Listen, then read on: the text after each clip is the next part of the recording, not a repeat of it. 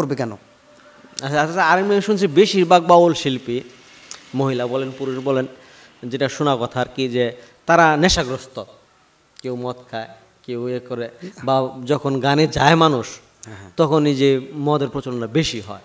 এই বিষয়ে যে শিল্পী, আপনি একজন শিল্পী হিসেবে আপনার মতামত বা আপনার দৃষ্টিকোণ দিকে? দেখুন, আমার চোখে আদৌ পর্যন্ত পড়ে নাই যে বাউল শিল্পীর মধ্যে যে এমক বাউল, আমি যাদেরকে চিনি জানি যে তারা কোনো প্রকার নেশা করে। আর নেশা করলে আপনি সূক্ষ্ম কথা আপনি কীভাবে বলবেন? একটা নেশাখোর তো আর হিতাহিত জ্ঞানই থাকে না। তাইলে এত যে হাদিস কোরআনের কথা, এত ভালো ভালো কথা, একটা পয়েন্ট আপনি কোন দিক দিয়ে কী বলছেন ওইটা তাকায়া থাকে, এই পয়েন্টটা ধইরা আবার ওঠা, তাই এত কিছু কিভাবে রাখে? নেশা করলে পারবো? নেশা করে তো হিতাহিত জ্ঞান থাকার কথা না, এটা ভুল কথা। আমার জানা মতে যারা তারা নেশা করে না, আর নেশা যারা করে তারা নেশাখোর, তারা শিল্পী হতে পারে না। আমার দেখেন, আমার উস্তাদ, আমার উস্তাদের জীবনে এক কাপ চাও খায় না, চা পান সিগারেট কোনো কিছু খায় না। আচ্ছা, তাইলে অথচ বাংলাদেশের একটা নক্ষত্র, অনেক নাম করা, ওনার অ্যালবাম বাংলাদেশ সব শিল্পীর চেয়ে বেশি অ্যালবাম হয়েছে ওনার। আনাচে কানাচে এমন কোনো জায়গা নেই বাংলার মধ্যে যে ওনার গান মোবাইলে নাই। তো একজন বাউল শিল্পীর নাম কিন্তু আছে, মাতাল রাজ্জাক দেওয়ান। আচ্ছা, ওনার নামের পদবি হচ্ছে মাতাল। তো ওনার নামের যদি নেশা যদি আপনি বলতেছেন করেই না, তাহলে ওনার নামের আগে মাতাল টাইটেলটা কেন? আচ্ছা, এখনকার মানুষ জ্ঞানী, আমি জানি আপনি অনেক জ্ঞানী লোক। আল্লাহ, তো কোন চুর আজ পর্যন্ত বলছে যে আমি চুর?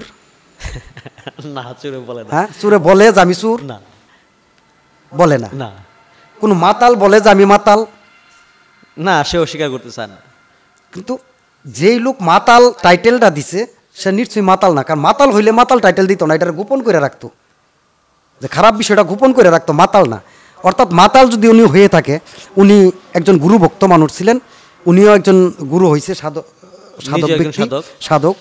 তো উনি হয়তো উনি দয়ালের প্রেমে মাতাল হইতে পারে, বা আল্লাহর প্রেমে মাতাল হইতে পারে, নবীজির প্রেমে মাতাল হইতে পারে, এই ধরনের একটা ভালো একটা দৃষ্টি কোন থেকে ওনার নামটা দিছে। কিন্তু যে উনি যে ওই যে নেশা করে মাতাল হয়ে গেছে, এই মাতাল না। আর এই মাতাল হইলে উনি এই টাইটেলটা দিত না। তার মানে বুঝতে পারছেন যে মদ খেয়ে মাতাল না। না না না, উনি হয়তো ওনার গুরুর প্রেমে মাতাল, প্রেমে মাতাল।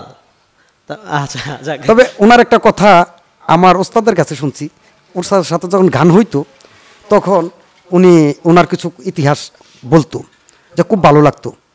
আমার ওস্তাদকে নাকি মিয়াবাই বলতো।